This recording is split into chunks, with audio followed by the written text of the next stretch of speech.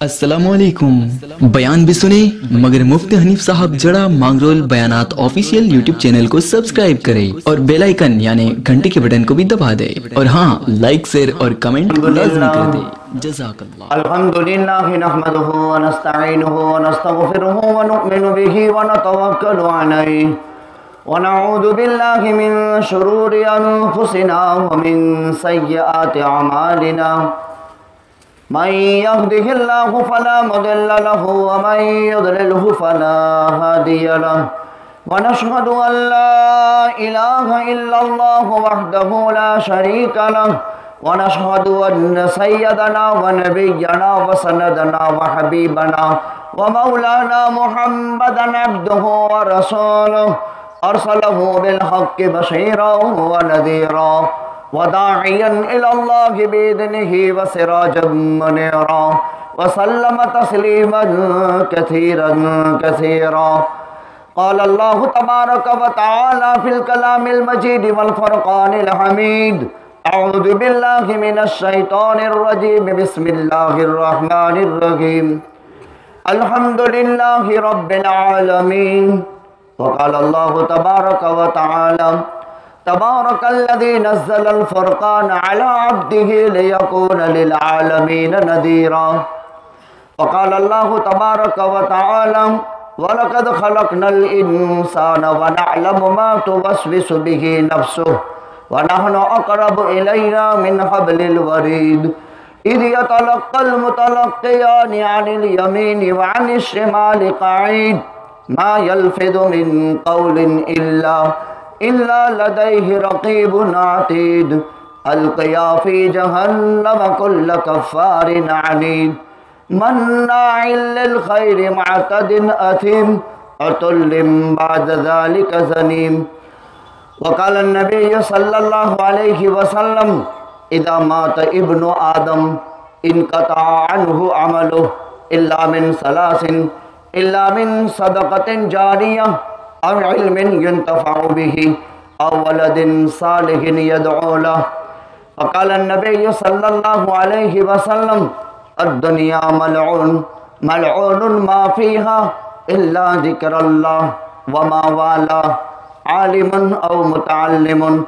सदक़ल्लाहुल अलियुल अज़ीम व सदक़ रसूलुहुन नबियुल उम्मियुल करीम व नहनु अला ज़ालिका लमिनश शाहिदीन वश्शाकिरीन। अल्हम्दुलिल्लाहि रब्बिल आलमीन। इन्नल्लाहा व मलाइकतहु युसल्लूना अलन नबी या अय्युहल्लज़ीना आमनू सल्लु अलैहि व सल्लिमू तस्लीमा। अल्लाहुम्मा सल्लि अला मुहम्मद व अला आलि मुहम्मद व सहबिही व बारिक व सल्लिम। वाजिबुल एहतराम बुजुर्ग और दीनी भाइयों, इस्लामी साल का ये तीसरा महीना रबीउल अव्वल कहलाता है। बड़ा मुबारक महीना है। इसका नामज इस महीने की बहार की तरफ इशारा करता है। रबीअ का माना बहार की सीज़न। एकदम जब दरख्त बारौनक हो, इसको देखकर आदमी की तबीयत में बहार पैदा हो जाती है। जब फिज़ा खुशगवार हो तो आदमी की तबीयत में बहार पैदा हो जाती है। साल के 2 महीने ऐसे हैं जो बाकी 10 महीनों के मुकाबले में बहार के महीने हैं। जैसे इंसान की तबीयत है, ऐसे ही ज़माना भी एक तबीयत रखता है। महीने इसका ताल्लुक़ ज़माने के साथ है। अल्लाह ताला ने चीज़ों में ये तासीर रखी है। जैसे एक हमारे घर की ज़मीन होती है और एक मस्जिद की ज़मीन होती है। मस्जिद की ज़मीन में कुदरत ने ये तासीर रखी है। अल्लाह का फ़ैसला अज़ल से हो चुकता है कि ये जगह अल्लाह का नाम लिया जाएगा। फ़ी बुयूतिन अज़िनल्लाहु अन तुरफ़अ। मस्जिदों में क्या होता है? अल्लाह के अज़मत के बोल बोले जाते हैं। इसलिए इन घरों को अल्लाह की मसाजिद कहा जाता है। फ़ी बुयूतिन अज़िनल्लाहु अन तुरफ़अ। मस्जिद कहते ही हैं उस जगह को जिसमें अल्लाह की रफ़ात, अल्लाह की बुलंदी और अल्लाह की अज़मत बोली जाए। जगहों में तासीर होती है और वो तासीर की वजह से वो जगह मुबारक करार पाती है और उस जगह में अल्लाह का घर आबाद होता है। पूरी कायनात की ज़मीनों में, मक्का मुकर्रमा में, बैतुल्लाह जिस जगह में है उस जगह में तासीर थी कि वो अल्लाह की तजल्ली को कैच कर सके और अल्लाह की तजल्ली को बर्दाश्त कर सके और अल्लाह की तजल्ली इस घर में समा सके। वो तासीर मक्का मुकर्रमा की दूसरी मस्जिदों को भी हासिल नहीं जो इस घर की ज़मीन को हासिल है।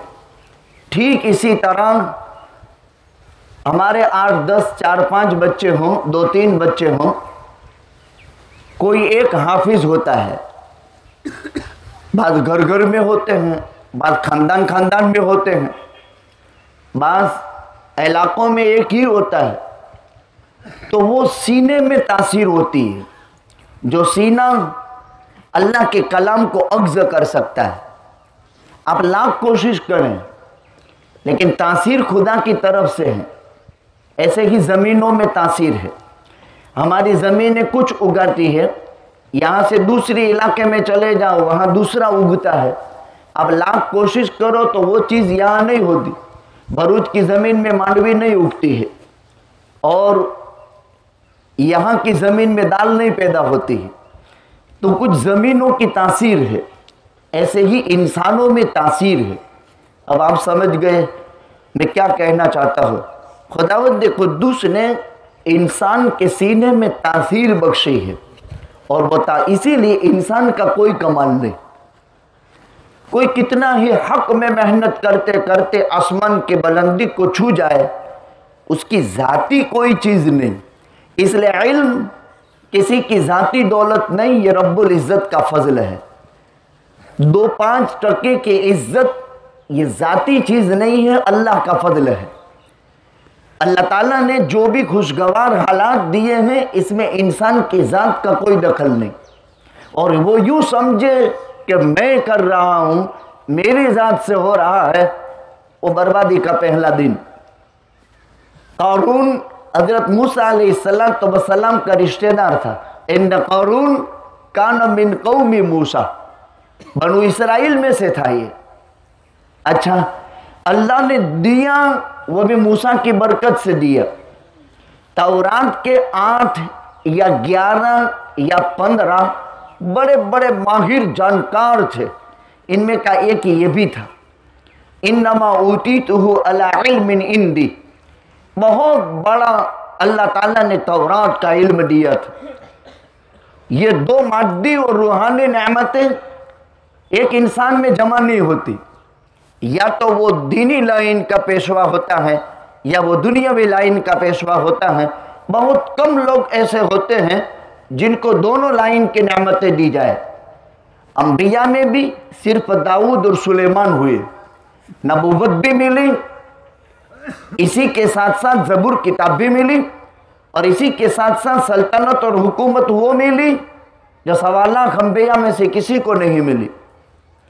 1.25 लाख अंबिया की सीरत उठाकर देखो, हवाओं पर हुकूमत नहीं मिलेगी। 1.25 लाख अंबिया की सीरत उठाकर देखो, जिन्नातों पर हुकूमत नहीं मिलेगी। जिन्नात ताबे होना अलग चीज़ है। कोई बापूगिरी कर ले, इधर उधर के वजीफे पढ़ ले और किसी शैतान को मुसक्खर कर दे, यह कोई कमाल नहीं है। आज लोग बापू के हाथ में अचंभे होते हुए नजर आते हैं या साधु के हाथ में, दोनों की हैसियत में कोई फर्क नहीं। वो तो मुसक्खर है, किसी अमल के वो ताबे हो चुका है। वरना एक वो होता है जो अल्लाह के दिए हुए तकवा और वरा से ये मखलूक उसकी ऑटोमेटिक ताबे हो जाए और उसके हुक्म के बगैर वो काम उसका कर दे, वो ताबे है। वरना अमलियात से मुसक्खर करना और किसी को परेशान करना ये तो शैतानियत है और उसका अंजाम कुफ्र है। बहुत ध्यान से समझो। फिर वो अगर किसी को तकलीफ दे और नाजायज काम कराए उससे और वो करे, चोरी करवा ले, इब्लिस से चोरी भी करवाते हैं, चोरी करो वाले, वो भी एक मखलूक है, यहाँ भी आपके साथ है। रात को आप घर बंद करते हैं तो आपके साथ रहता है, आप खाना खाते हैं आपके साथ रहता है, आप इस्तिंजा में टोपी के बगैर जाएंगे वो आपके साथ जाएगा, वो तो उसका मरकज है। शयातीन के रहने की जगह है, संडास है, टॉयलेट है, वो उसके मराकिज है। अजीब बात, ये सब कुछ हदीसों में है। और शैतानों के पलने फलने की जगह बाजार है, वो शैतान अंडे बाजार में रखता है, बच्चे जन्ने की जगह डिलीवरी की बाजार है, और ये उसके मराकिज है। इसीलिए अल्लाहुम्मा इन्नी अऊज़ु बिका मिनल खुबूसी वल खबाइस, अल्लाह खबीस जिन्नातों से और खबीस जिन्नियों से मुझे बचाना। नबी ने दुआ पढ़ी, अल्लाहुम्मा इन्नी अऊज़ु बिका मिनल खुबूसी वल खबाइस, टॉयलेट में जाते वक्त नबी ने दुआ पढ़ी, खबीस जिन्नातों से बचाना और खबीस जिन्नियों से बचाना, इसलिए कि वो उसकी जगह है। इसलिए आका ने फरमाया पहले रुमाल टोपी से पूरे सर के बाल ढांप लो, दुआ पढ़ लो, बैठने के करीब हो तो सतर खोलो, खड़े खड़े सतर भी मत खोलो, बैठने के करीब हो तो सतर खोलो, जमने पैर पर सहारा दो, डाबा पैर कदरे खड़ा रखो, दाहिना हाथ बायां हाथ पेट पर रखो, दाहिना हाथ मुंह पर रखो और हाजत से फारिग हो जाओ। कैसी दुआ तालीम दी, क्या तरीका इस्लाम ने बताया।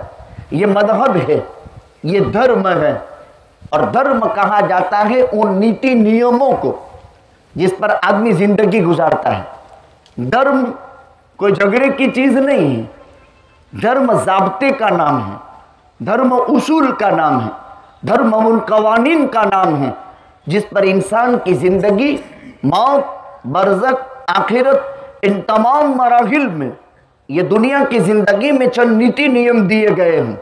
उन नीति नियमों के मुताबिक जिंदगी गुजारने को मजहब कहा जाता है, और गुजारने वाले आदमी को मजहबी कहते हैं, और उसके खिलाफ करने वाले को गैर मजहब का आदमी कहते हैं। हमारे और दूसरे मजहब वालों में फर्क ये है, जो नीति नियम और बंधारण हमको दिए गए हैं हम उसका फॉलो करते हैं और हम अपनी जिंदगी में उसको अपनाते हैं, तो एक कौम, एक समाज, एक माशरा, एक इस्लामी माशरा कहलाता है।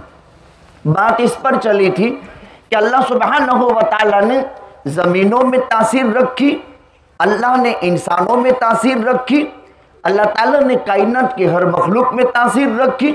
सबका खालिक और मालिक एक अल्लाह वाहिद ला शरीक लहू ज़ात है, जिसने सूरज में तपिश रखी, चाँद में मुबारक रोशनी रखी, सितारों को अजीब अजीब रोशनी की तासीर बख्शी खुदा ने। ऐसे ही इंसानों में, ऐसे ही जिन्नातों में, ऐसे ही जानवरों में तो दो पैगंबर गुजरे, हजरत दाऊद, हजरत सुलेमान। वो भी दुआ की थी, रब्बी हबली मुनकन ला यंबगी ले अहदिन मिन बादी, ऐ अल्लाह मुझे ही बादशाहत दे और मेरे बाद किसी को न दे, मुझे ऐसी सल्तनत दे जो मेरे बाद किसी को मुनासिब न हो। तो इंसानों पर, जिन्नातों पर, जानवरों पर, हवाओं पर और दुनिया का एक बादशाह ऐसा गुजरा है जो परिंदों की बोलियां समझता था, जो चूंटी की आहट को समझता था, हाथी की बात को समझता था, जिन्नों की बात समझता था, इंसानों की बात समझता था, हशरातुल अर्द और उनकी शिकायत का हल भी करता था। लेकिन इसका मतलब यह नहीं कि कुल कायनात का खुलासा इमामुल अंबिया, ताजदार मदीना, हम सब के आका हजरत मुहम्मदुर रसूलुल्लाह सल्लल्लाहु अलैहि वसल्लम के मुकाबले में सुलेमान अफजल हो गए। सुलेमान हमारे नबी के मुकाबले में मफजूल हैं, नीचे दर्जे के हैं। वो तो दुआ से मिला था और आका को बगैर दुआ के अल्लाह ने सब कुछ ताबे कर दिया था, बल्कि आका के गुलामों के ताबे अल्लाह ने वो किया था जो सुलेमान के ताबे था। एक सहाबी के ताबे कोई चीज़ हो जाना, एक नबी के ताबे हो जाना और एक सहाबी के ताबे हो जाना, अल्लाह के हुक्म से आग इब्राहिम पर ठंडी और सलामती वाली हो गई, या नारु कूनी बर्दन व सलामन अला इब्राहिम। हजरत मुहम्मदुर रसूलुल्लाह सल्लल्लाहु अलैहि वसल्लम के हुक्म से आपके एक गुलाम यानी आपके एक सहाबी अम्मार इब्न यासिर को जब दुश्मनों ने आग में डाल दिया तो आका ने फरमाया, या नारू कुंती बर्दन अला अम्मार कमा कुंती अला इब्राहिम, जैसे इब्राहिम खलीलुल्लाह पर अल्लाह के हुक्म से तू गुलजार बन चुकी थी, मुझ मोहम्मदुर रसूलुल्लाह के हुक्म से मेरे अम्मार पर तू ठंडी हो जा। तो आँख फौरन ठंडी हो गई। वो अल्लाह का हुक्म था, ये मोहम्मदुर रसूलुल्लाह का हुक्म है। आप अफजल हैं, आपके दस्ते मुबारक में कंकड़ ने तस्बीह पड़ी है।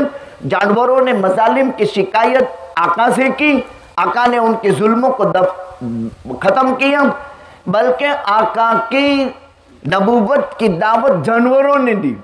हमारे नबी नबी हैं, इसका ऐलान जानवरों ने किया। कुछ सहाबा वो हैं जिनको दरिंदों ने इस्लाम की दावत दी, जैसे सलमा इब्न अक्वा रज़ी अल्लाह ताला अन्हु, मशहूर तीर अंदाज थे, इनका निशाना खता नहीं करता था। सलमा इब्न अक्वा साहिब फजल कमाल इंसान थे। सलमा इब्न अक्वा बड़े सखी थे। सलमा इब्न अक्वा दौड़ते थे, रेस लगाते थे। कोई सवार सलमा से आगे नहीं बढ़ सकता था। सन हिजरी 72 में वफात पाए हैं, बड़े ऊंचे दर्जे के सहाबी हैं। लेकिन इस्लाम लाने से पहले के हालात वो थे कि जंगलात में शिकार के पीछे चले जाते थे और शिकार किया करते थे। एक मर्तबा जंगल में गए, देखा कि भेड़िए ने हिरन को मुंह में दबा लिया है। इनको सूझी मस्ती, दौड़ लगाई और भेड़िए के मुंह से हिरन खींच लिया।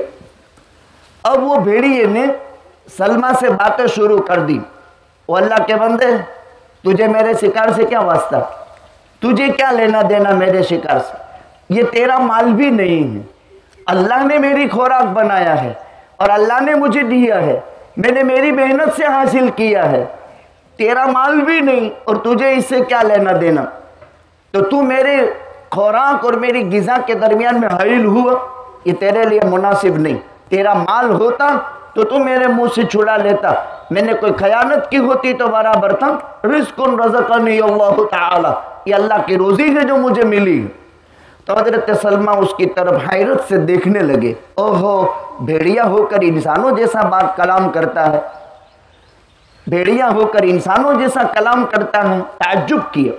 तो वो उस बात का जवाब भी भेड़िया ने दिया कि मेरी इस बात से तो ताज्जुब करता है, हालांकि मेरे मुंह में दांत भी है, मेरे जबड़े भी हैं, मेरी जुबान भी है, ये जुबान मूंगी है, बोलती नहीं है, ये इंसानों के लिए मेहरबानी है और इंसानों के हक में रहमत है। अगर बड़द बोलने वाली जुबान का मालिक होता तो कभी आदम का बच्चा, हवा के औलाद कभी भी जानवर की गर्दन पर धूसरी रख न सकती। वो दलील पेश करता कि तू मेरे ऊपर क्यों दूसरी रखता है, तू कौन हो गया मुझे इस्तेमाल करने वाला। फिर ये इंसान उसको समझाता, फिर वो दलील पेश करता, फिर ये समझाता, फिर ये दलील पेश करता, नतीजतन उससे कोई खिदमत न ली जा सकती। ये अल्लाह का करम है कि उसको बोलने वाली जुबान नहीं दी है, चारा खाने वाली जुबान दी है और अपनी भूख का एहसास दिलाने वाली जुबान दी है। भेड़िए को भी अल्लाह ने जुबान दी, लेकिन हैवान नातिक नहीं बनाया, बोलता जानवर नहीं बनाया और इंसान को बोलता जानदार बनाया। एक अरबी का लफ्ज़ मैंने 3 तर्जमे किए, एक हैवान का माना जानवर, एक हैवान का माना जानदार। इंसान को हैवान नातिक कहते हैं, इसका तर्जमा ये नहीं कहते हैं बोलता जानवर, बल्कि इसका तर्जमा ये कहेंगे बोलता जानदार। ये हय्य से है हयात, इसका माना जिंदगी रखने वाला। एक वो जानवर है जो जिंदगी रखता है, एक इंसान है जो जिंदगी रखता है, लेकिन दोनों की हैवानियत में फ़र्क है। उसको अल्लाह ने अपनी लाइन की हिस्स दी है, हमें अपनी लाइन की हिस्स दी है। तो अल्लाह ताला ने उसको क़ुव्वत गोयाई दी। कहा कि मैं बोल नहीं सकता, बोलता नहीं हूँ लेकिन बोल सकता हूँ, जो मेरे अल्लाह ने दिखा दिया। लेकिन फिर भी तो ताज्जुब करता है। तो उससे ज़्यादा ताज्जुब की बात बताऊँ, उससे ज़्यादा ताज्जुब की बात यह है कि खजूर के बागात वाले शहर, इसको नखलिस्तान वाला शहर कहते थे मदीना को, वहाँ खजूर के बागात ज़्यादा होते हैं, आज भी है, इसलिए उसको नखलिस्तान वाला शहर कहते हैं। कि नखलिस्तान वाले शहर में नबी आखिरुज़्ज़मा मबूस हो चुका और अब तक तू इनकी दावत को कबूल करके इस्लाम नहीं ले आया, ये ज़्यादा ताज्जुब की बात है। मैंने एक शिकार किया और मेरी ज़ुबान से बोलना का अल्लाह ने नहीं कहा, लेकिन मैं बोलता हूँ, तुझे ताज्जुब हुआ। उससे ताज्जुब की बात यह है तेरे नफ़े नुकसान को समझाने वाला, तेरी ज़िंदगी और मौत को समझाने वाला, तेरी ज़िंदगी का पूरी की पूरी कारगुजारी बयान करने वाला अहकामात लेकर नबी आ चुका, अब तक तो ईमान नहीं लाया। हजरत सलमा ये हाल छोड़ करके सीधे दरबार रिसालत मआब सल्लल्लाहु अलैहि वसल्लम में हाजिर हुए। कहा अशहदु अल्ला इलाहा इल्लल्लाह व अशहदु अन्न मुहम्मदुर रसूलुल्लाह। तो हजरत नबी करीम सल्लल्लाहु अलैहि वसल्लम ने फरमाया, भाई सलमा क्यों, क्या वजह है, ऐसा क्यों? तो फरमाया, बस मुझे दरिंदे ने आपकी खिदमत में भेड़ियों ने भेजा। फिर पूरा किस्सा बयान किया। ये अल्लाह ताला की तरफ से सिफात दिए गए थे, तो सहाबी थे, सहाबी। रबीई इब्न हिराश एक ताबई गुजरे हैं, रबीई इब्न हिराश, और उन लोगों में से हैं जो रुवाते अहादीस में, हदीस नकल करने वालों में एक रावी गुजरे हैं। इमाम बुखारी ने उनसे रिवायत को कबूल किया। इनके बाबत मशहूर ये था, जिंदगी में कभी भी हंसे नहीं और जिंदगी में कभी भी झूठ नहीं बोले, कभी भी नहीं। हज्जाज इब्न यूसुफ सकफी का दौर आया, बड़ा जालिम था, बड़ा सफ़ाक था। आका ने फरमाया, मेरी उम्मत में एक सफ़ाक आएगा और मेरी उम्मत में एक कज़्ज़ाब आएगा। साहबा फरमाते, कज़्ज़ाब तो हमने देख लिया, लेकिन सफ़ाक हज्जाज इब्न यूसुफ सकफी बहुत खतरनाक जालिम, जिसने कायनात में जितने खून किए, इंतहाई खतरनाक। 70 हजार कैदी कैद खाने में रखता था और 35 हजार कवारियां बेटी जेल खाने में रहती थी उसके। बड़ा सफ़ाक इंसान गुजरा। अब रबीई इब्न हिराश के 2 बेटे थे, हज्जाज के बागी थे। अब नतीजा ये हुआ, उसको पता था कि रबीई कभी झूठ नहीं बोलता है, ताज उसका इम्तिहान हो जाए कि ये दोनों कहाँ हैं मालूम करो, इसके बाप से पूछो, वो कभी झूठ नहीं बोलता है, ताज उसका इम्तिहान भी हो जाए। रबीई के पास गए, पूछा तुम्हारे बेटे कहाँ हैं? उमा फिल बैत, वो घर में है। उसने जब ये बात सुनी, हज्जाज जालिम ने, उसके दिल पर ऐसा असर हुआ कि कहा, कद नजो तो हुमा बेसदक़िक, तेरे सच बोलने की वजह से मैंने इनको माफ़ कर दिया और मैंने इनको आज़ाद कर दिया। लिखा है उन्होंने कसम खाई थी कि जब तक मुझे ये मालूम न हो जाए कि मरने के बाद मैं कहाँ हूँ, जब तक मुझे मालूम न हो जाए तब तक मैं हंसूंगा नहीं, ज़िंदगी में कभी भी नहीं हंसे। और वफात के बाद जैसे ही मलकुल मौत ने रूह कब्ज़ा की, उसके बाद हंसते ज रहे कब्र तक, फिर कब्र के अंदर भी, जिंदगी में कभी भी नहीं हंसे। और मौत के वक्त जन्नत का ऐलान हो चुका, मौत के वक्त इंसान के आखिरत के सारे मराहिल उस पर तारी हो जाते। तो मैंने आयतें पढ़ी थी 3 जगह से कुरान करीम की। इस पर मैंने जुमेरात के दिन मस्जिद बैतुल मुकर्रम में 3 बातें पेश की थी। इसमें से एक बात वहाँ हो चुकी थी और दूसरी 2 बातें बाकी रह गई। तो वो मेरा मुताला तैयार था, रात भर तो मैंने सफ़र किया, सुबह में अभी 4 घंटे पढ़ाया। अब रिश्तेदारी की वजह से हमारे मास्टर साहब ने कह दिया खाली कल के इंतकाल की खबर दे दी, और उस पर यूँ कह दिया कि कल इंशाअल्लाह कुछ मजलिस रखेंगे, और फिर बगैर उसके तैयारी के इस वजह से आना पड़ा। लेकिन मेरा मुताला था पहला जुमेरात का, मेरा स्टडी था, इसीलिए मैंने हिम्मत की, वरना बगैर मुताले के हम बात नहीं करते हैं। अल्हम्दुलिल्लाह अगर 35 साल हो गए, अल्लाह का एहसान है। तो 3 बातें मैंने जिक्र की थी। आलम 3 है, एक आलम दुनिया, एक आलम बरज़ख और एक आलम आखिरत। हम पहले में हैं, आलम दुनिया में। आलम 3 है।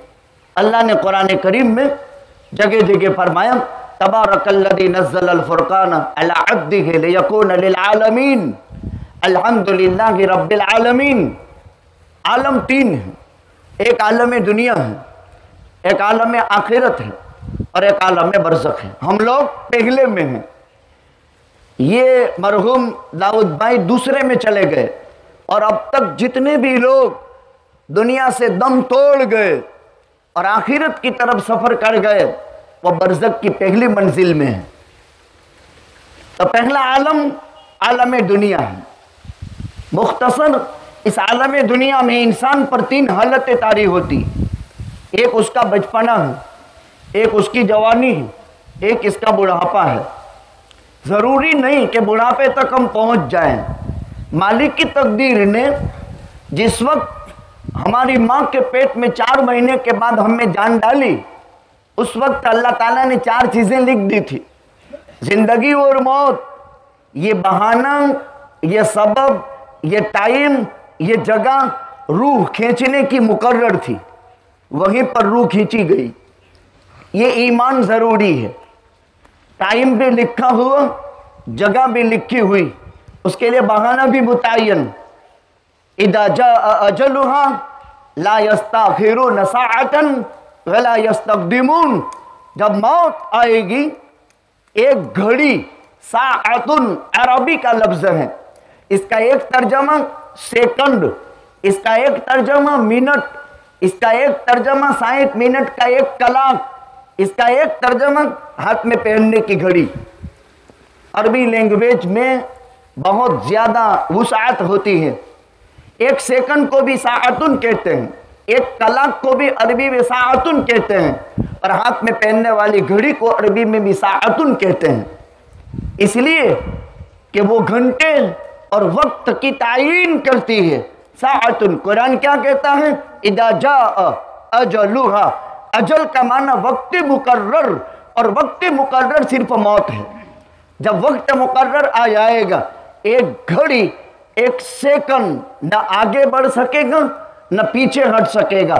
जो कुदरत ने मुकर्रर किया है, उस मुकर्रर वक्त में, मुकर्रर जगह में, उस तयशुदा मामले में इंसान की मौत, इंसान के जिस्म से, उसके कालिब से रूह खींच ली जाएगी और इंसान की मौत हो जाएगी। चलते चलते मर जाता है, बैठे बैठे मर जाता है, गाड़ी चलाते चलाते मौत आ जाती है, बीमार हो और बिस्तर के दहाने पर हो, उसकी मौत हो जाए, वो तो समझ में आता है। लेकिन इस तरह भी इंसान सोता है, नींद में मर जाता है। अन्नौम अखुल मौत, नींद मौत की बहन है।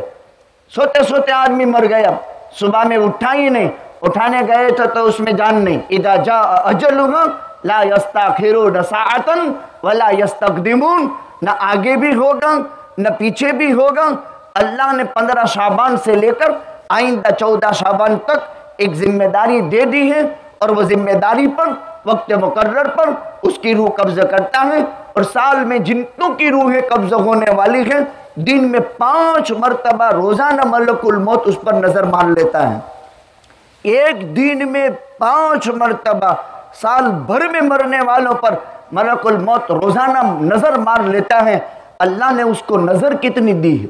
एक ही वक्त में दुनिया के मुख्तलिफ ममालिक में, दुनिया के मुख्तलिफ इंसानों की रूहें कब्जा करता है।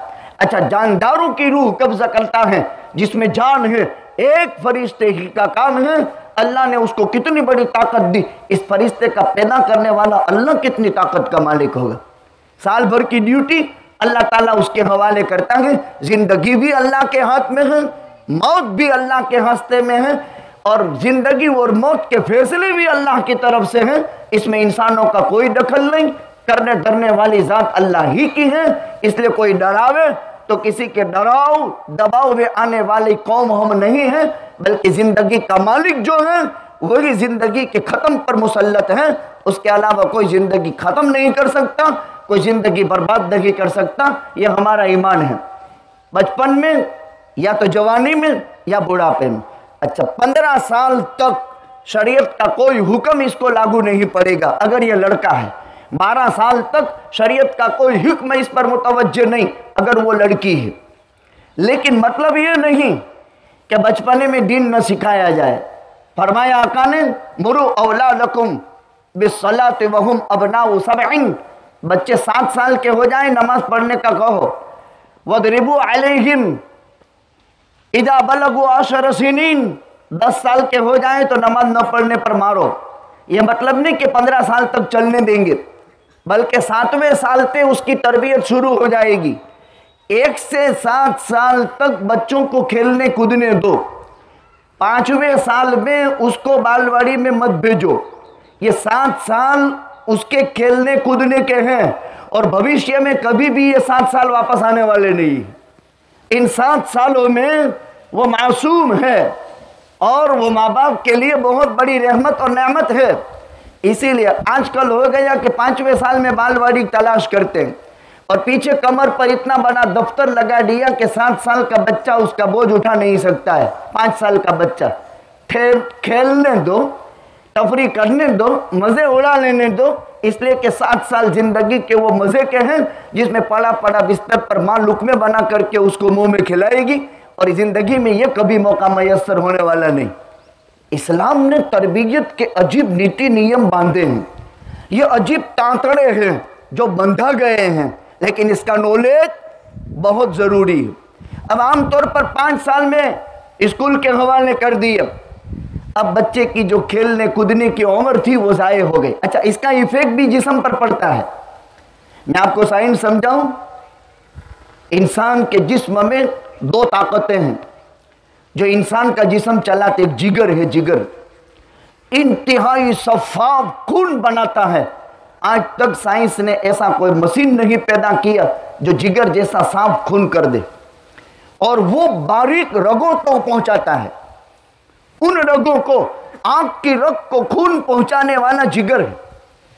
अल्लाह ताला ने उसको एक हरकत दी है और उसको एक मक़नातीसी ताकत दी है। जब जिगर काम करना छोड़ दे तो रगों में खून पहुंचना बंद हो जाए, उस इंसान की ज़िंदगी की तवक्को बहुत कम रह जाती है। और याद रखो, इलाज मुआलजा एक दर्जे की चीज़ है। जब ज़िंदगी की तवक्को ख़त्म हो जाए या ज़िंदगी की तवक्को मुख्तसर हो जाए तो अब आखिरत की तैयारी कर लेनी चाहिए।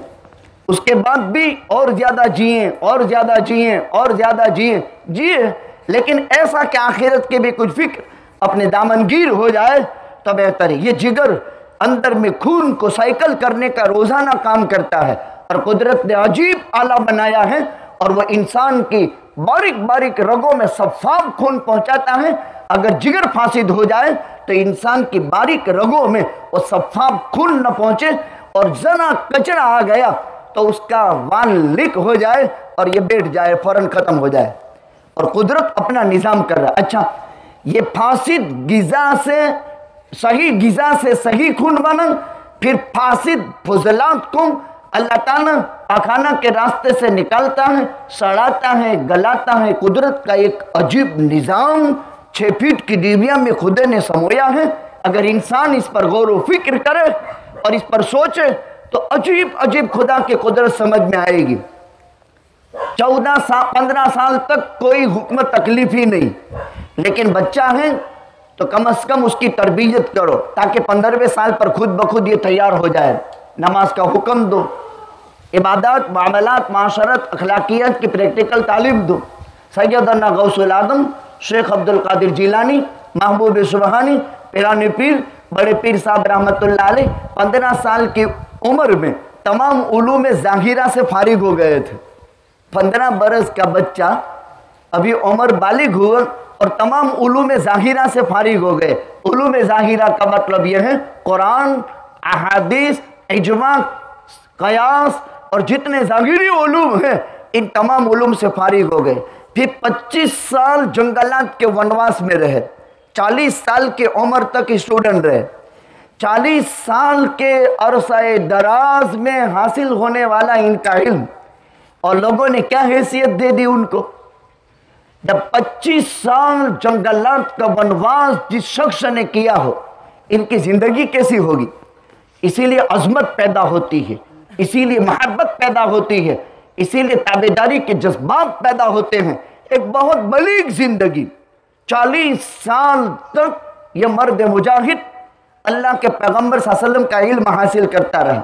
उलूम ज़ाहिरा के लिए 15 साल और बातिनी उलूम के लिए 25 साल अपने नफ्स की इस्लाह के लिए, जिसको हम खानका का लफ्ज़ बोलते हैं।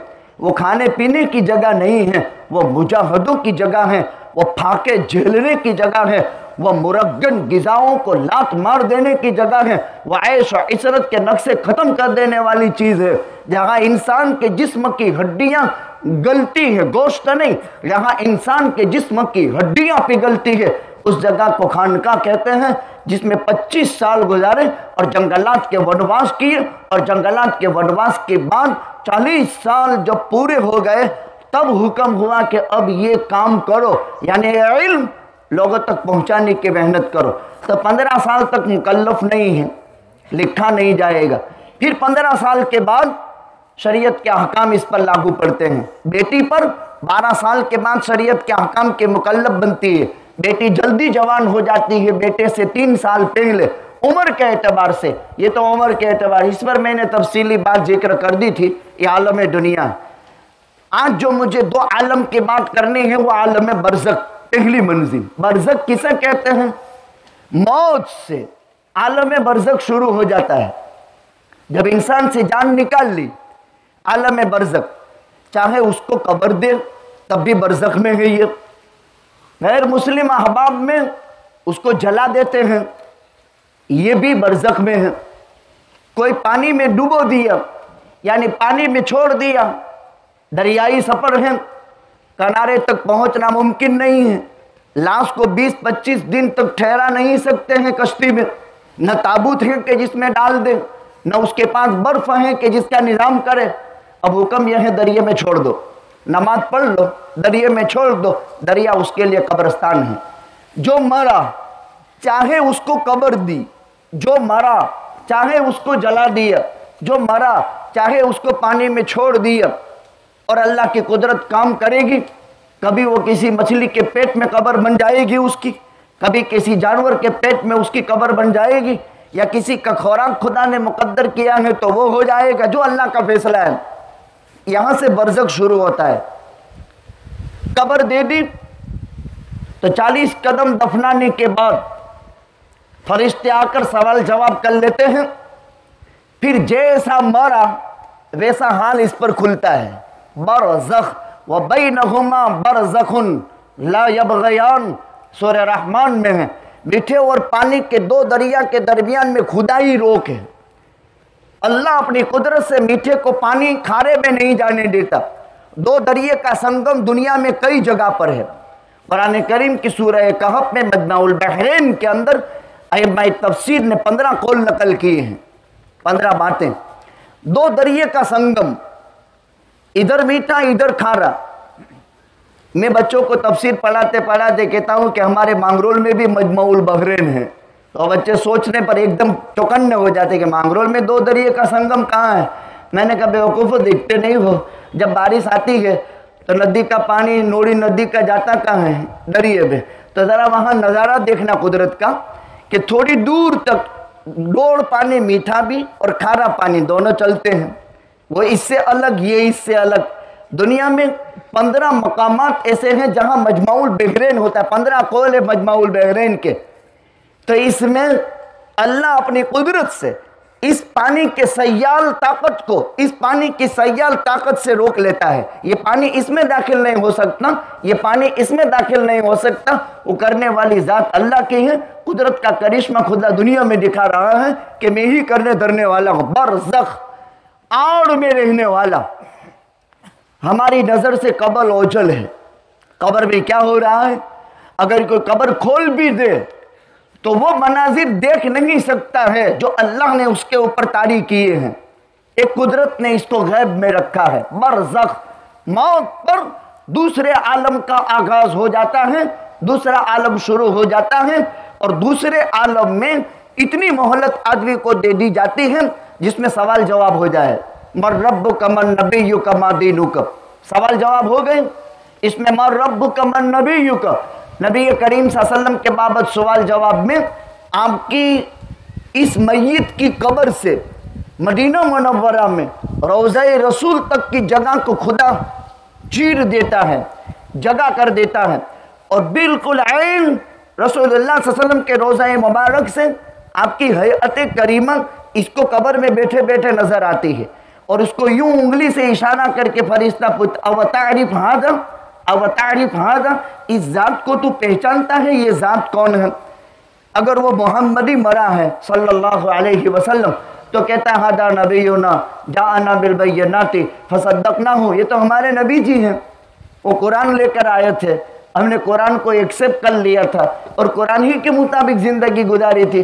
तो फिर अल्लाह ताला कह देंगे नम का नौमतिल अरूस, पहली रात की बियाही दुल्हन की तरह तू कब्र में सो जा, अब तेरे अल्लाह के अलावा तेरी चादर को कोई हटाने वाला नहीं।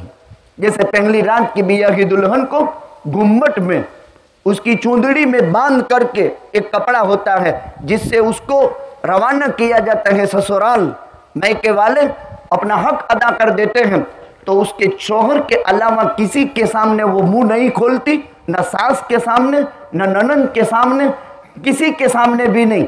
ये हया, ये इफ़्फ़त, ये पाकदाबनी अरबों से हम में आई है। खैर उसकी एक लंबी तफसील है, वो बोलने जाऊंगा तो 2 घंटे उसी में, लेकिन अरबों में थी, यमनी लोगों में। उनके यहाँ भी पहली रात की बियाही दुल्हन अरीशे में रहती थी, जैसे हमारे यहाँ रहती है, अरीशे में रहती थी। और इस कौम ने उसी पर मदीना मुनव्वरा में सुकूनत का हक लिया और इस कौम ने इसे इफ़्फ़त और पाकदामनी की हिफाजत में मदीना पर हुकूमत और राज हासिल किया, वरना राज यहूदियों का मदीने में था। एक इफ़्फ़त और पाकदामनी पर इतना बड़ा बुलंद किरदार हासिल किया। आलम बरज़ख उसकी पहली मंजिल कब्र है। जितने भी अब तक मरहूमीन आदम से लेकर अब तक आलम बरज़ख की पहली मंजिल कब्र में है। कब्र की कम से कम जिंदगी 500 बरस की, मैक्सिमम जिंदगी खुदा बेहतर जाने। आदम अलैहिस्सलाम से अब तक 9000 बरस हो गए और 9000 बरस तक ये आलम पूरा नहीं हुआ। हजरत आदम अलैहिस्सलाम से लेकर अब तक 9000 बरस हो गए। 7500 में तो नबूवत मुकम्मल हो चुकी। आदम से लेकर हमारे आका तक 7500 बरस में 1.25 लाख नबी आ गए, 313 रसूल आ गए। अब आका के बाद 1442 हिजरी चल रहा है, तो 9,500 साल जो कब्र में है। आदम का बेटा काबिल जिसने हाबिल को कत्ल कर दिया, हाबिल दुनिया में पहला मकतूल है जो जुल्मन शहीद किया गया। वहां से लेकर आज तक सारी इंसानियत जो मर रही है और मौतें जिनके वाक़े हो चुकी, वो आलम बरज़ख की पहली मंजिल में है। फिर इसके बाद दूसरी मंजिल शुरू होगी जब अल्लाह बास बादल मौत करेगा, यानी फरिश्ता सूर में फूकेगा, जिससे हर एक इंसान अपनी अपनी कब्र से उगेगा।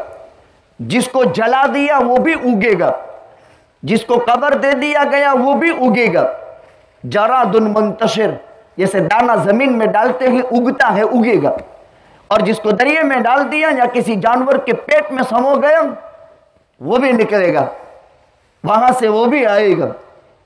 और फिर मैदान क़यामत कायम होगा। एक दिन 50,000 बरस के बराबर बड़ा होगा।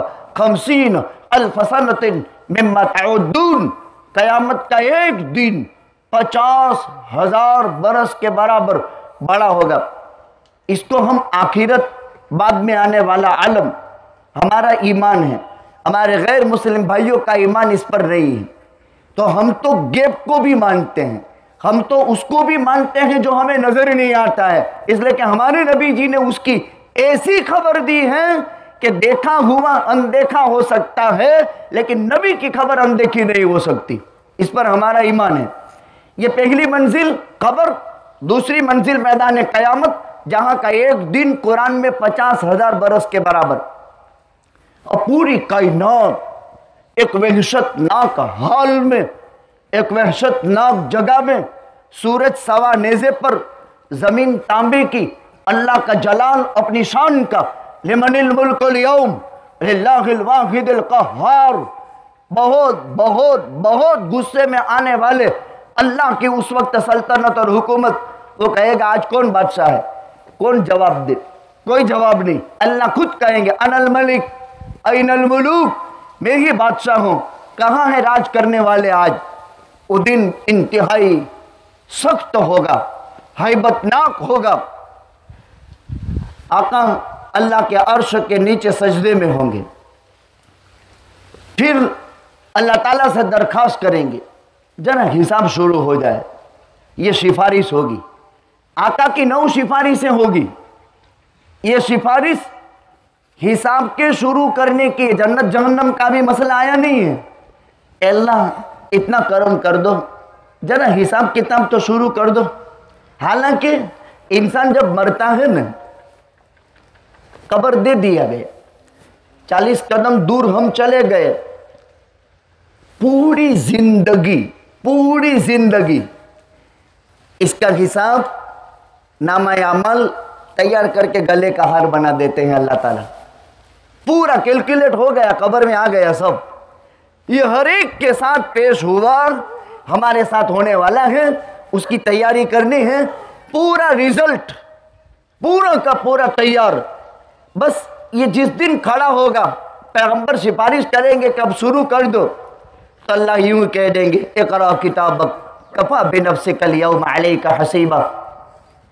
तू पढ़ ले, खाली तेरा हिसाब तो हो ही चुका है। कैसा होता है? इज़ यतलक़्क़ल मुतलक़्क़ियान अनिल यमीन व अनिश शिमाल क़ईद मा यल्फ़िज़ मिन क़ौलिन इल्ला लदैहि रक़ीबुन अतीदुन। यहाँ किरामन है, यहाँ कातिबिन है, ये दोनों फरिश्ते बैठे हैं। ये नेकी लिखता है, ये बदी लिखता है, तैयार हो रहा है। ऐसा कैलकुलेट है। अच्छा, ये ऐसा रिजल्ट तैयार होता है कि इसमें खामी कुसूर का कोई सवाल नहीं, इसलिए कि फरिश्ते को इंसान से कोई लेना देना नहीं। यह हमारी जिन्स नहीं है कि हमारी दुश्मन बने, ये तो जिन्स अलग है। ऐसी जिन्स खुदा ने बनाई है, ला यासून अल्लाह मा अमरहुम, कहे करने का, किसी मारूफ बात में या किसी बात में उनको मुखालफत करने का आता ही नहीं।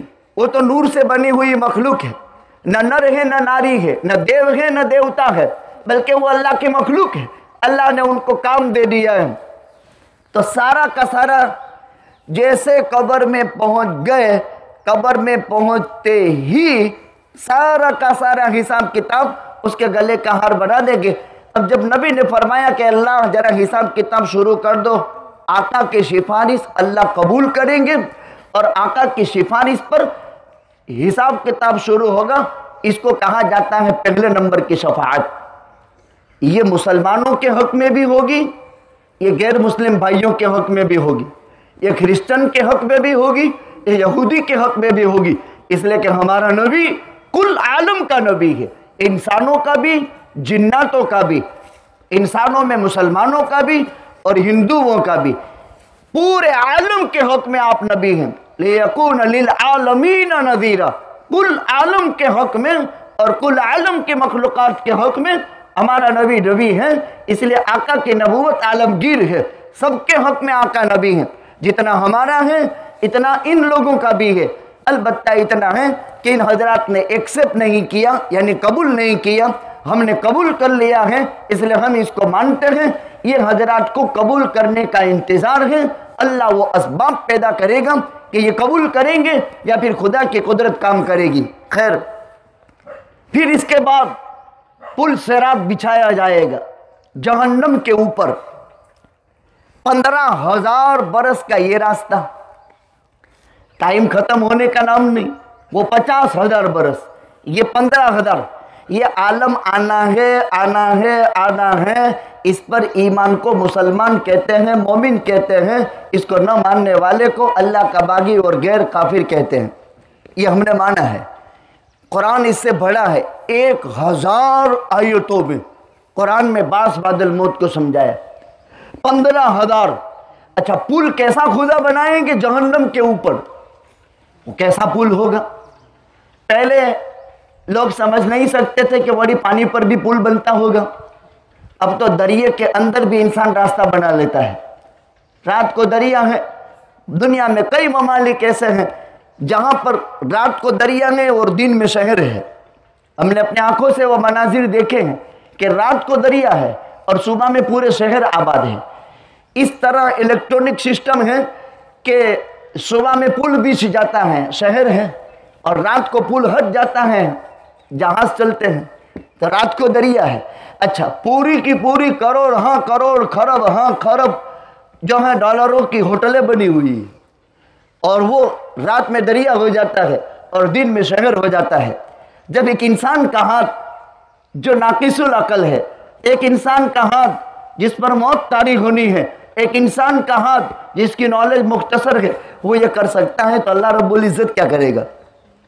मैंने ये बात आपकी खिदमत में दोहराई कि वो पर्दा हटेगा और पूछा जाएगा। एक कौल ये, दूसरा कौल ये है कि बियाई नहीं आपकी सूरत तैयबा मदीने से उठा करके उसकी कब्र में लाई जाएगी।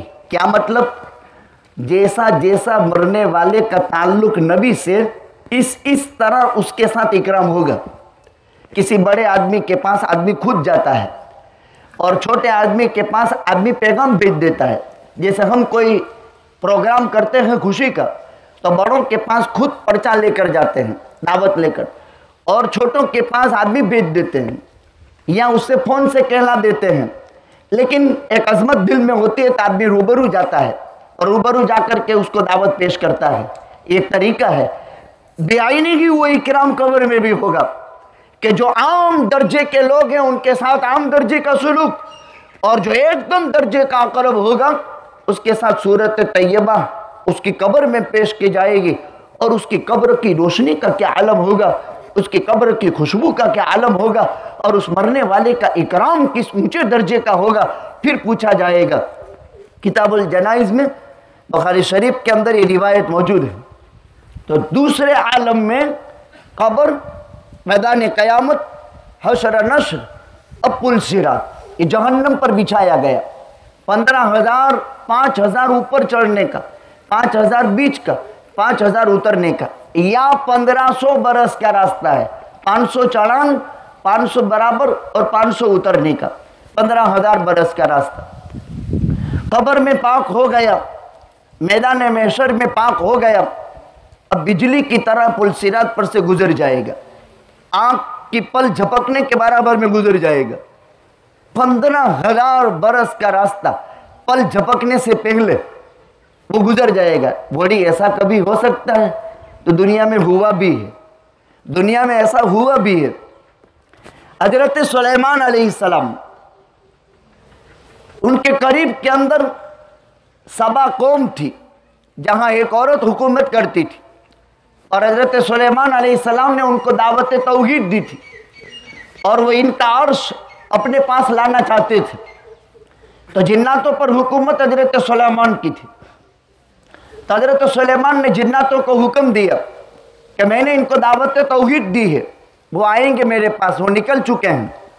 उनके यहाँ आने से पहले मुझे उसका अर्श यहाँ चाहिए। कैसा नबी था, हुकूमत थी इन चीज़ों पर, कहा मुझे वो चाहिए। तो एक जिन्नात ने कहा कि आप एक सबक की मजलिस में बैठते थे तुलुए आफ्ताब के बाद से जवाल तक, कहा ये मजलिस आपकी पूरी हो जाए इससे पहले मैं ले आऊँगा। 3-4 घंटे समझ लो, 2-2.5 घंटे समझ लो। हजरत सुलेमान ने फरमाया नहीं नहीं, मुझे तो इससे भी जल्दी चाहिए। तो आलिम जिन्नात था, उसने कहा आपकी पल झपकने से पहले हाजिर कर देता हूँ। कहा ये खड़ा है, अब पल झपकने से पहले वो ले आए। तो दुनिया में ऐसा वाकया रोनुमा हो, और ये इंसान है, नबी है, इंसान है, ये ऐसा करिश्मा दिखा चुका। उनको हैबत देनी थी, उसकी बादशाहत को खाक में मिला देनी थी, उसकी नॉलेज और उसकी साइंसी इंकिशाफात का खात्मा का हज़रत सुलेमान ने सब खात्मा कर दिया था उसका। सबा एक बड़ा शहर था यमन का, कुदरत ने अजीब नेमतों से नवाजा था। कुरान में बयान है, लक़द कान लिसबइन फ़ी मस्कनिहिम आया जन्नतान अन यमीन व शिमाल। वो शहर देखकर खुदा समझ में आता था। ऐसे भी कुदरत के अजूबे हैं, शहर देखकर खुदा समझ में आ जाए, अल्लाह के मारिफत नसीब हो जाए। कुरान में लिसबइन फ़ी मस्कनिहिम आया, कुदरत का करिश्मा था। जन्नतान अन यमीन व शिमाल, बीच में नहर, दो तरफा बागात, बगैर तोड़े हुए पके हुए फलों से टोकरे भर जाए और 12 फल। कोई मुसाफिर शहर में आवे जूं लेकर तो पाकीदा फिजा में दाखिल होते हुए जूं मर जावे, मच्छर मर जावे। वहां कभी मक्खी पैदा नहीं हुई, वहां कभी मच्छर पैदा नहीं हुआ। बारिश के पानी से सैराबी होती थी, मजे ही मजे थे। लेकिन इस कौम की हलाकत कुरान ने बयान की है। वह अरसलना अलैहिम साइलल अरिम वबद्दलनाहुम बिजन्नतैहिम जन्नतैन ज़वातै उकुलिन खम्तिन व अतलिन व शैइन मिन सिदरिन कलील। डैम था, डैम के पानी से सैराबी होती थी। कुदरत, बारिश की सीजन पूरी होए, बारिश की सीजन खत्म हुई, नई बारिश आ जाती थी। डैम का पानी एक आध दरवाजा खोला, दूसरा दरवाजा खोला, पानी खत्म होने से पहले बारिश आ जाती थी। जब अल्लाह की ताअत की जाती है, अल्लाह के मानी जाती है, तो आसमान भी हमारी फेवर में चलता है, ज़मीन भी हमारी फेवर में चलती है। जब अल्लाह का खिलाफ किया जाता है तो इंसान का जानवर भी इंसान के खिलाफ चलता है, इंसान का जानवर भी इंसान के खिलाफ। सालिहीन उम्मत में ताबईन थे, तबे ताबईन से ऐसी बहुत सारी रिवायतें हैं। अगर हम ठीक चले तो जानवर भी ठीक चलते हैं, और जब हम गलत चले तो जानवर भी हमारे गलत चलेंगे। इसीलिए उलमाए तहकीक ने मसला लिखा कि जिसकी हुकूमत में बगावत उसकी होती है जिसका हाकिम बागी होता है, वरना उसका हाकिम बागी न होता है। वो घर ऐश व इशरत का नमूना होता है जिस घर का जिम्मेदार अल्लाह और बंदों के हुकूक में होशियार रहता है, और वही अल्लाह और बंदों के हुकूक में कोताही करता है, तो अल्लाह कभी इसको बगावत का ख्याल पैदा करता है, कभी इसको बगावत का ख्याल पैदा करता है, और वह घर बजाय जन्नत के जहन्नम का नमूना बन जाता है। इसलिए घर के जिम्मेदार की बहुत बड़ी जिम्मेदारी कोई मामूली चीज़ नहीं। कुल्लुकुम राइन व कुल्लुकुम मसऊलुन अन रइयतिही। जिम्मेदार से जिम्मेदारी का सवाल ज़रूर होगा, भाई तुम्हें ये जिम्मेदारी दी थी, तुमने उस जिम्मेदारी का क्या हक अदा किया। तो हज़रत सुलेमान अलैहिस्सलाम ने कुदरत का करिश्मा बता दिया। 15,000 बरस का ये रास्ता पल झपकने से पहले जन्नत में पहुंच जाएगा, इसको आखिरत कहते हैं। तो दूसरा मंजर बरज़ख का है, और बरज़ख के मोटे मोटे मैंने 3 हालात बता दिए, एक कब्र, एक कयामत, एक पुल सिरात। 3 हालतें। जो इंसान कब्र में पाक नहीं हुआ, जो इंसान कब्र की तकलीफें अजाब भुगतने के बावजूद भी गुनाह का कफारा नहीं बना, मैदान महशर की रुसवाई में कफारा नहीं बना गुनाह, उन तकलीफों के भुगतने के बावजूद भी ये गुनाह और पाप उसको छुड़ाने का दरिया नहीं बने। जैसे अभी हालात आए, हमारे गैर मुस्लिम भाई भी कहते हैं कि ये पाप जब वध गए तो ये हुआ। अगरचे किसी ने कारण के राजा बन गए और कह दिया कि फलान फलान जमात ने ये किया, अब उनको जिल्लती की मार कुदरत ने मारी और इनको फैसला करना पड़ा कि अल्लाह के फैसले से हुआ। इसलिए कि करने धरने वाली से हालात ऊपर से आते हैं, हमेशा याद रखो। हालात कभी नीचे से नहीं आ सकते, हालात हमेशा ऊपर ही से आते हैं, और उसका मालिक अल्लाह है। खैर के हालात भी वहाँ से, शर के हालात भी वहाँ से। इसलिए कुदरत को मना लिया, हालात उसकी फेवर में हो गए, और जब कुदरत को नहीं मनाया तो हालात उसके मुखालिफ ही रहेंगे, चाहे पूरी दुनिया उसकी ताकत में इकट्ठी हो जाए। ये अल्लाह का फैसला है। ये बोले जाते हैं, समझाए जाते हैं। बरज़ख में सबसे खतरनाक हाल इंसान का कब्र में। अल्लाह अकबर। अगर गुनाह और मासियत हैं, अजाब के सांप, अजाब के बिच्छू उस पर मुसल्लत किए जाएंगे, हालात उस पर तारी होंगे।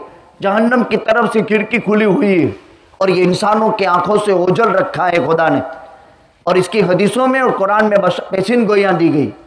फिर इससे डरावनी मंजर मैदान महशर का, फिर इससे डरावनी हालात पुल सिरात के बाद जहन्नम के हैं। जो यहाँ साफ नहीं हुआ यहाँ तक, तो जहन्नम में सफाई के लिए डाला जाएगा। अब उसकी मुद्दत को खुदा बेहतर जाने, लेकिन मन क़ाल ला इलाहा इल्लल्लाह थुम्मा खुतिम बिहा दखलल जन्नह। कलमा पढ़ा था, कलमे पर मरा है, एक न एक दिन जन्नत में जाएगा, ये तयशुदा बात है। और जो आदमी अल्लाह का बागी बन करके मरा और बगावत पर मौत आई, तो उसके लिए वो ठिकाना खुदा ने कैद खाना रखा है, ये तयशुदा बात है। एक राहत नेमत खाना है और एक कैद खाना है, जो खुदावंद कुद्दूस ने सिज्जीन और इल्लीयीन के नाम से कुरान में बयान किया है। एक को इल्लीयीन कहते हैं, एक को सिज्जीन कहते हैं। सिज्जीन का माना कैद खाना है, और इल्लीयीन का माना अल्लाह ताला की तरफ से नेमत खाना है, जो अल्लाह ताला ने ईमान के निस्बत से बनाया है। ये 3 हालात हैं जिसको 3 आलम कहते हैं। एक आलम में दुनिया, एक आलम में बरज़ख, एक आलम है आखिरत। अब तक जितने लोग हैं वो दूसरे आलम में, हम पहले आलम में, ये हजरात दूसरे आलम में, और तीसरे आलम को अभी देर है। दूसरे आलम के बाद दूसरे आलम का अभी कोई किनारा नहीं हुआ है, उसके बाद तीसरा आलम है। इस पर ईमान लाने को मोमिन कहते हैं, जो अल्लाह ताला ने हमें अपने फजल से आबाई तौर पर नसीब फरमाया है। और वो हजरात जिनके आबाई तौर पर ये कीमती चीज नहीं मिली, तो वो कसबी मुसलमान हैं, यानी दूसरों से मेहनत करके कमा करके इस्लाम ले आते हैं और ईमान ले आते हैं, और इनका इस्लाम अच्छा हो जाता है। ये मरहूम जवारे रहमत खुदाबंदी में चला गया। क्या टाइम हुआ? जवारे रहमत खुदाबंदी में चला गया। आप जानते हैं इतना बड़ा बजमा यहां से जहां तक निगाह पहुंचती है, आखिर एक नुक्ता समझ लो, मौत पर अल्लाह पाक की तरफ से इंसान के भरे बुरे हालात खुल जाते हैं। वो किसी के दुखड़े किसी ने पहुंचे हैं, किसी के आंखों आंसू पहुंचे हैं, किसी का दुख दर्द दूर करने में मददगार हुआ है। हम कोई नहीं होते हैं कि किसी का दुख दर्द दूर कर दे, इंसान की ताकत नहीं, लेकिन इंसान किसी के गम में शरीक होता है। ये इंसानियत के नुक्ता नज़र से है। इसीलिए मैं अभी लॉकडाउन के बाद मुसलसल खुल कर के कहता हूँ कि हमारे कुछ जवान ऐसे होशियार हो गए कि कब्रिस्तान पर खड़े खड़े ऐलान कर देते हैं, खास ऐलान छे जारत के खत्म कई राखवामां आवेल नथी, जिन्हें पढ़वो है पोत पोतानी रीते पढ़ीने बख्शी देजो। मैं आपसे एक सवाल करना चाहता हूँ, आप मेरे नज़रिए के साथ मुत्तफिक भी होंगे, मेरे मुखालिफ भी होंगे। ये बात मौलवी लोग तो मुझे जारती मौलवी भी कह देते हैं, खैर ये उनकी किस्मत है। एक नुक्ता ये नज़र, क्या ये मरने वाला तुम्हारे पालतू जानवरों से भी गया गुजरा था? इसी कौम के लोग, ये जो मजमा बैठा है ना, इनके दादा, इनसे कब्र पर खड़े रह करके तुम पूछो जवानों, क्या तुम्हारे जानवर मर जाते थे तो पड़ोसी बेचने आते थे? 100% आते थे, खबर निकालते थे। क्यों? एक पालतू जानवर को उसके मालिक से मोहब्बत होती है, और मालिक को पालतू जानवर से मोहब्बत होती है। अरे खेड़ू लोगों, कभी तो करो ऐसा, 4 का पूड़ा जानवर को डालकर उसके माथे पर यूं यूं हाथ फेरो, और जिस प्यार भरी निगाह में वो तुम्हें देखेगा, तुम्हारे हकीकी बेटे ने कभी वो प्यार भरी निगाह से तुम्हें देखा हो, वो निगाह से वो जानवर तुम्हें देखेगा। इसका अंदाजा करो। तो क्या ये कोई जानवर था? क्या इसके कोई ताल्लुकात तेरे साथ नहीं है? क्या कोई तेरी वाबस्तगी नहीं थी? चलो भाई, तुम्हें नहीं रस्मी मजलिस नहीं करनी, न करो, लेकिन ऐलान भी तो मत करो, ताकि आने वाली नस्ल जो अभी से इतनी बेताल्लुक हो गई है कि उसको मौत के बाद के मसाइल का कुछ भी इल्म नहीं। इंसान के मरे पीछे 4 हक है, 4 हक है। पहले तो उसके माल में से कफन दफन करो, माल अल्लाह की बड़ी नेमत है। उसके हलाल तय्यब माल जो छोड़ करके वो गया है, उसी में से कफन दफन करो, और इतना ही माल कब्र में साथ में ले जाने का है। हमारा इतना ही माल कब्र में साथ में ले जाने का है जो कब्र का कफन बना, जो उसकी जिस्म मुबारक को ढांपा, लेकिन दूसरा तीसरा कफन लाकर दे देता है। पति के इनू का हिसाब है नहीं, इसका भी माइंड में ले लो। एक नसीहत आज लिख कर जाओ, उसके हलाल तय्यब माल में से उसका कफन पहनाओ। मेरी कमाने कैसी है मुझे क्या मालूम, लेकिन इसका मतलब ये नहीं कि फिर ऐसा बखील मत बन जाना कि किसी को कफन भी न दो, ऐसा भी नहीं। लेकिन कोशिश इस बात की करो कि उसकी कमाई का कफन या उसके माल में से कब्र में साथ में ले जाएगा, उसके माल में से कब्र में साथ में ले जा सकता है। बस इतना माल हमारा है, इतना माल मेरा है, बाकी औलाद का है। इसलिए इंसान के साथ 3 चीजें जाती है कब्रिस्तान। जब हम छोड़ने जाते हैं, जैसे दाऊद भाई को छोड़ आया मामू को, तो एक माल भी गया, एक अहल भी गया और औलाद भी गई, लेकिन 2 चीजें वापस आ गई, अमल साथ में गया। इतना माल साथ में गया, अल्लाह ने इंसान को शराफत दी है, इसलिए नंगा नहीं रह सकता। नंगों में वो जलील लोग हैं, वो रजील लोग हैं, कायनात के सबसे बदतरीन लोग हैं।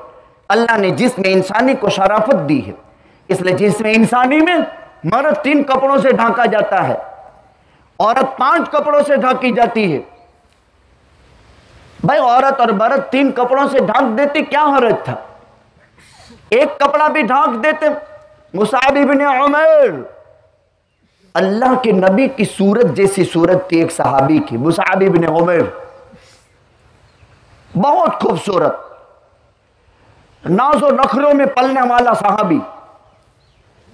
एक दिन जो खुशबू लगाई, भविष्य में दूसरी मर्तबा वो खुशबू नहीं लगाता था। क्या नेमत थी। उहुद में शहीद हुए, पूरा एक चादर भी कफन में नसीब नहीं हुई।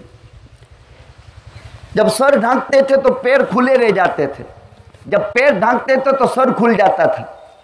आका ने फरमाया, चेहरा जिसमें इंसानी में सबसे शरीफ है, इसलिए इसको दाढ़ी से जीनत बख्शी। सुबहान मन ज़य्यन रिजाल बिल्लहा और निसा बिशवाइब। ए मर्दो, तुम्हारे चेहरे खूबसूरत हैं। अल्लाह ने तस्बीह जारी की, सुबहान मन ज़य्यन रिजाल बिल्लहा। बड़ी आलीशान है अल्लाह की ज़ात जिसने मर्द को दाढ़ी देकर जीनत बख्शी और औरत को बड़े बड़े बाल देकर जीनत बख्शी। ये दाढ़ी भी मोहतरम और ये बाल भी मोहतरम। न ये दाढ़ी ब्यूटी पार्लर में जाएगी, न ये औरत के बाल ब्यूटी पार्लर में जाएगा, बल्कि कुदरत ने एक कफन का कपड़ा इसके बाल के लिए खास कर दिया, और कुदरत ने एक कफन का कपड़ा उसकी छाती के लिए खास कर दिया। क्या इस्लाम ने औरत को इज्जत बख्शी है? कोई दुनिया का मजहब कभी इसके ऊपर तो माइन दौड़ाओ। क्या इज्जत दी, खुशबुओं से मला जाता है, बेहतरीन पानी से गुसल दिया जाता है, और पानी का मेल दूर करने के लिए बोलड़ी के पत्ते।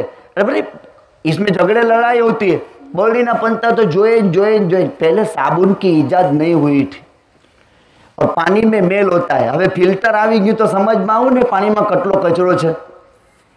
अब ये मादी चीज से समझा, ये कोई ईमान थोड़ा है। मेरे नबी ने फरमाया कि पानी में मेल है, और पानी का मेल मरने वाला मेले पानी से गुसल न दिया जाए, बल्कि उसका मेल बोलड़ी के पत्ते से साफ होता है, तो बोलड़ी के पत्ते से पानी का मेल साफ करो, और वो पानी गर्म भी करो, और ऐसा गर्म कि जिससे उसकी चमड़ी को तकलीफ न पहुंचे। जलाने की तो दूर की बात है, इसकी चमड़ी को गर्म पानी से तकलीफ न पहुंचेगी, मजहब ने तालीम दी।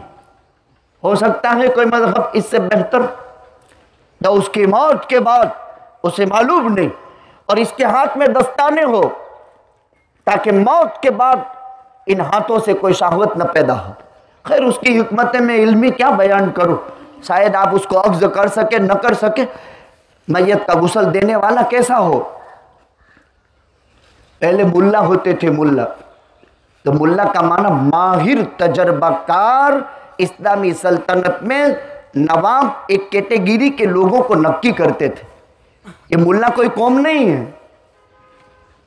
इस्लामी सल्तनत में सलातीन और उमरा अपने यहाँ एक कैटेगरी रखते थे जो मैयत के गुस्ल के मसाइल से जानकार हो। आज तो मौज़िन भी अजान के मसले मालूम नहीं है। उसमें तो हुकूमत इस्लामिया में, सल्तनत इस्लामी में एक ओहदा था, और उसको मसाइल से वाकिफियत कराते थे। इसलिए जो मसाइल से वाकिफ हो वो गुस्ल दे, और ये वाकिफियत औलाद को सीखनी ज़रूरी है। और आखिरी खिदमतें औलाद के हाथ से मरने वाले की हो, ऐसी नाखलफ औलाद न हो कि मरने वाले की वो खिदमत भी इनको नसीब न हो। कम से कम आखिरी खिदमत तो इनके हवाले हो, ताकि उसको भी अपनी मौत का एहसास हो। अजीब हिकमत है। तो 4 हुकूक हैं, उसके माल में से कफन पहनाओ, और मौत के बाद इंसान अपने माल में से इतना ही फायदा उठा सकता है और साथ ले जा सकता है जो उसके कफन में आ गया। और कफन क्या पहनाओ? जिंदगी में जैसे कपड़े पहनते हो, सिले हुए नहीं, यानी जो एक 15 रुपए का मीटर है, एक 25 का मीटर है, एक 40 का मीटर है, एक 50 का मीटर है। हम 40 का मीटर पहनते हैं, तो कम से कम कपड़ा भी अच्छा कफन का खरीदो। ये नहीं कि दुकान वालों दे ले लेवानो, आमा बोलवानो नहीं। नहीं नहीं, तुम अच्छा कपड़ा खरीदो, कायदे का कफन, ये नहीं, वो तो ढिगला करके रख देते हैं 7 रुपये वाला मीटर खरीद कर या 15 रुपये वाला मीटर खरीद कर, और तुमसे लेंगे 40 रुपये। अल्लाह हिफाजत फरमाए, इस पर मैं लंबी गुफ्तगू करना नहीं चाहता, लेकिन तुम्हारी ऑथोरिटी है। ऐसा नहीं, अब वो कपड़े की कमजोरी मेरे सामने है, अब उसमें से चीरी मैयत को बांधने की कफन में से निकालने, तो यूं करो फट से तो टुकड़े टुकड़े हो जाए, ये कोई कफन हुआ क्या? जिंदगी में कभी ऐसा कपड़ा पहनांगे तुमने? तो वहां तो 7 मरतबा देखते हो, क्या ना दौरा खींचा के नहीं, क्यों छा टकसे के नहीं टके, देख दोवन बर्दाश्त कर से के नहीं करे। कम से कम अच्छा कफन होना चाहिए। इन्हीं कफनों के साथ मलबूस अल्लाह उसे उठाएंगे, ताजुल करामत पहनाएंगे, उसके माल में से इतना माल कब्र में साथ में जाएगा जितना माल उसके कफन की है, उसका हक है, कफन दफन करो। मसलन कब्र का खर्चा 5000 का है, उसके माल में से दो। कब्र का खर्चा, जिस हमारे समाज में कफन का खर्चा 1500 का है, ये 7500 रुपये हो गए, ये उसके माल में से निकालो, उसके माल में से इतना हक उसका है। बाकी दूसरे नंबर में है, अभी है, उस पर कर्जा है, हिसाब करो, सब चुकाना शुरू कर दो, दे दो, सब दे दो, एक भी कोड़ी मत रखो। हजरत जाबिर इब्ने अब्दुल्ला अंसारी बड़े ऊंचे दर्जे के साहब, इनका बाप अब्दुल्ला अंसारी थे, ओहद में शहीद हो गए, बहुत बड़ा कर्जा छोड़कर मरे, शहीद हुए, ऊंचे दर्जे की शहादत हासिल हुई। हजरत जाबिर की अभी 6 बहनें थी और अब्दुल्ला की 9 बेटियां थी, 3 की शादी हो गई थी। बुखारी में एक पेज में 2 रिवायतें हैं। अब बाप के इंतकाल के बाद, शहादत के बाद, जाबिर 6 बहनों की कफालत करने वाले एक भाई, और बाप का कर्जा इतना के माथे के वाड़ के बराबर। करे क्या? बाप पका खजूर का, आका की खिदमत में आए। उस वक्त रिवाज ये था कि खजूर पकने के दिन मांगने वाले झोले लेकर आ जाते थे। खलियान में से पैदा होने वाली चीज बाद में घर जाएगी, पहले कर्जा चुकाओ। कर्ज देने वाले भी माथे भारी होते, और यहूदी माथे भारी लोग, यहूदियों का कर्जा था। जाबिर सुबह में खजूर के बाग तैयार होने वाला था, खजूर लेने के थे, आका की खिदमत में शाम को आए, नबी जी मेरे बाप आपके साथ ओहद में शहीद हुए, मेरी 3 बहनें तो घर बार हो गई, मेरी 6 बहनें बाकी हैं, मेरे बाप बहुत कर्ज छोड़कर मरे हैं, और कर्ज छोड़ करके जो आदमी मरता है उसकी मगफिरत नहीं होती। तो नबी जी एक काम करना है, मुझे तो कर्जा चुका देना है। मैंने मेरी 6 बहनों को कह दिया है, खुदा की कसम बाप की एक खजूर की पेशी भी तुमको नसीब नहीं होगी जब तक कि बाप का कर्ज नहीं चुका दूंगा। 6 बहनों को कह दिया है, अल्लाह की कसम एक पेशी खजूर भी तुम्हारे मुंह में नहीं जाएगी जब तक बाप का कर्ज न चुका दो। लेकिन आप आ जाए सुबह में, कुछ बरकत हो जावे। और दूसरा यह है कि मेरे मांगने वाले यहूदी हैं और बहुत कट्टर है वो, तो आपको देखकर मेरे साथ नरमी करेंगे, ये हदीस में है लिखा हुआ। आका ने कहा ठीक है, जितनी किस्म के खजूरें अलग अलग ढगला कर दो, जैसे हम कहते हैं कलमी, अंबर, अजवा, ढगला कर दो। ढगले कर दिए, आका को बुला लिया। अब वो यहूदी मुतालबे के लिए आए, मांगने वाले, तो आका को देखकर एकदम गुस्से हो गए। वो ये समझे कि नबी की आड़ में ये अपना कर्जा माफ कराने या बांध छोड़ कराने के लिए नबी को लाया है, इसलिए વધારે गुस्से हो गए। और उनके दिमाग में ये था, मांगने वालों के दिमाग में, कि ये नबी की सिफारिश करवा कर बांध छोड़ करवाएगा, इसलिए नबी को देखकर और गुस्से में आ गए। तो हजरत जाबिर परेशान हुए कि ये तो अजीब हो गया, मेरा मकसद कुछ और था, ये तो कुछ और। आका ने फरमाया फिक्र मत कर, जो बड़ा ढगला था उसका फेरा फेरा आका ने यूं फेरा फेरा, फिर बैठ गए। आ जाओ, अब्दुल्ला के जितने भी कर्जकाव है आ जाओ। और आका भर भर करके देने लगे, भर भर करके देने लगे, भर भर करके देने लगे। जितने भी कर्ज खा थे मांगने वाले, सबका कर्जा चुका दिया। जाबिर फरमाते हैं, मुझे ये महसूस हुआ, मैं ये फैसला नहीं कर सका कि आका के तकसीम से पहले इतना बड़ा ढिगला था या तकसीम के बाद वधारे हो गया, ये मुझे एहसास नहीं, ये मैं मालूम नहीं कर सका। एक डिगले में इतनी बरकत आका के दस्ते मुबारक में खुदा ने दी, भर भर करके दे रहे हैं। और आका ऐलान करते, अभी भी किसी का हो तो आ जाओ, अभी भी किसी का हो तो आ जाओ। तो हज़रत जाबिर फरमाते, नबी जी पहले था, इससे भी बड़ा ढगला अल्लाह ताला ने कर दिया, इतनी ही खजूरें बाकी रही, मेरे बाप का कर्जा चुका दिया। उलमा ने 3 मसले निकाले इस रिवायत से। दिल में नीयत होने के कर्जा भर देना है तो अल्लाह छप्पर फाड़ कर भी दे देता है। नीयत होनी चाहिए, एक नीयत बनाए, भरत देना है, किसी का कर्जा लेकर मरे नहीं आदमी। कुरान करीम की 6665 आयत में सबसे बड़ी आयत देन है, एक पेज की है। कर्जा का मसला बहुत मुश्किल है, चुका दिया, एक मसला है। दूसरा ये कि पहली फुर्सत में कर्जा अदा कर दो, आनन फानन चौखवट कर दो। तीसरा मसला ये कि जिसका किसी पर निकलता हो वो खुद तस्बीह कर दे, या तो माफ करके या तो अदा करके। अद्दा लिसाहिबिल हक के मकालुन, वरना जिसका कर्जा है उसको बोलने की अथॉरिटी। दूसरा हक ये। तीसरा हक वारसदारों के अलावा वसीयत की हो तो 1/3 में पूरी करना। और चौथा हक फिर जो बच जावे वो वारिसदारों का, फिर जो बच जावे वो वारिसदारों का। लड़के को डबल, लड़की को सिंगल।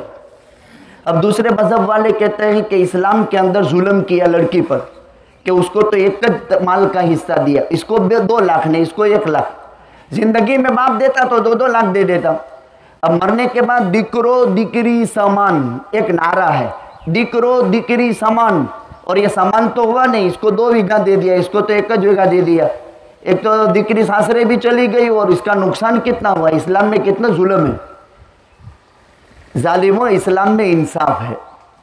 इस्लाम में औरत जात ऐसी है जिसको डबल 2 तरीके से माल मिलता है। मर्द को 1 तरीके से माल मिलता है, लड़के को बाप का माल मिलेगा, और लड़की को बाप की तरफ से भी मिलता है, न ससुराल से भी मिलता है।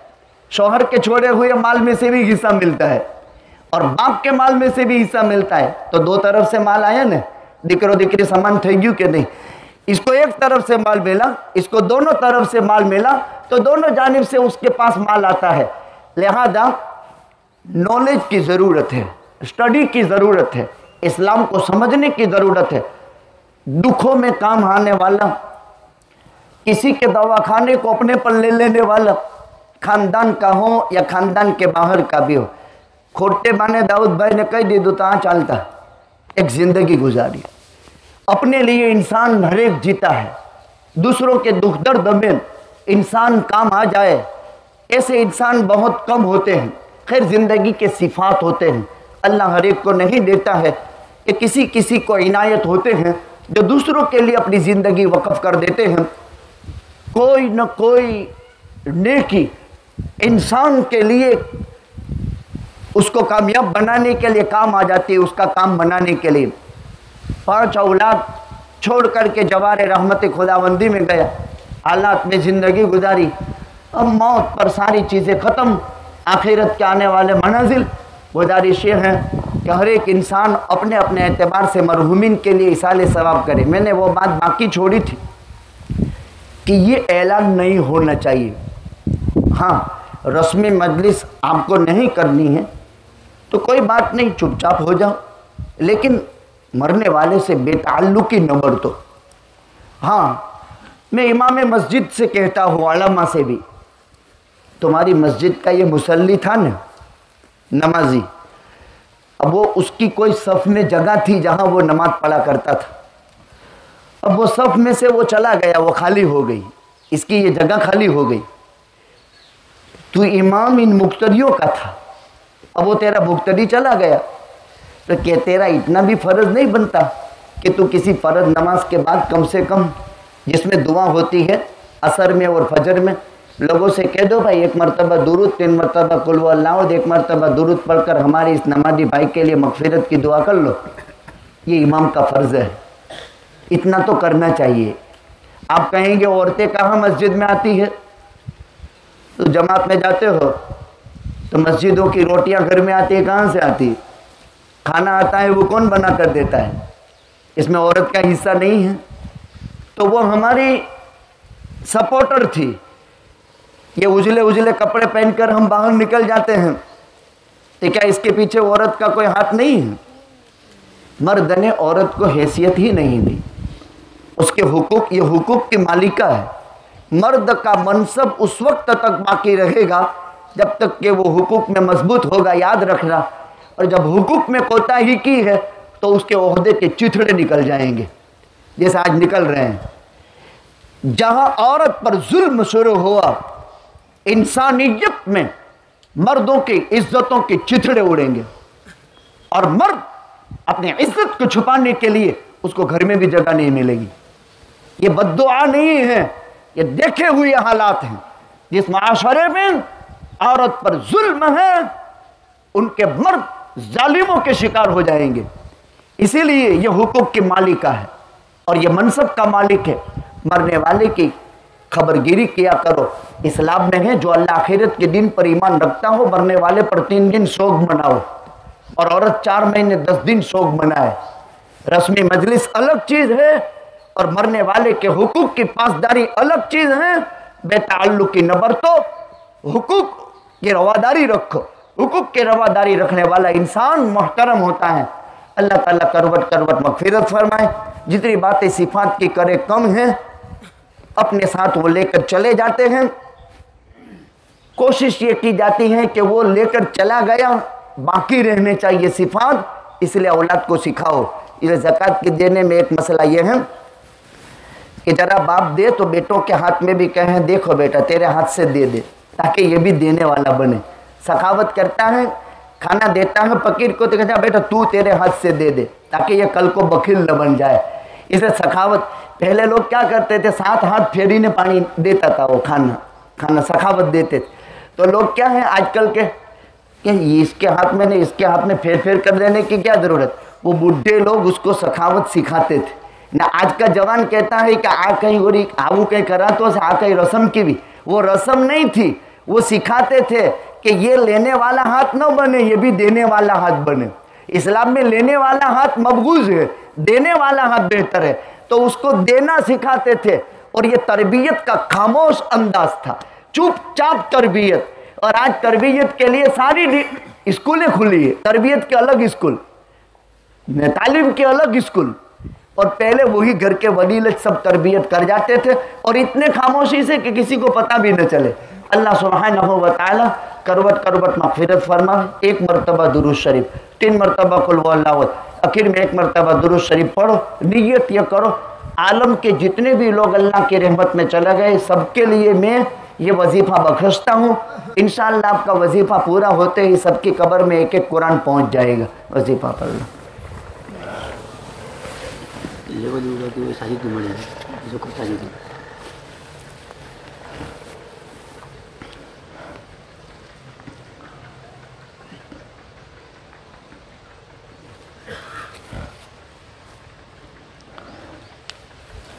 देखिए, आदमी अपने अपने कामकाज में रहता है, मौत आ जाती है, लेती देती के मसाइल होते हैं।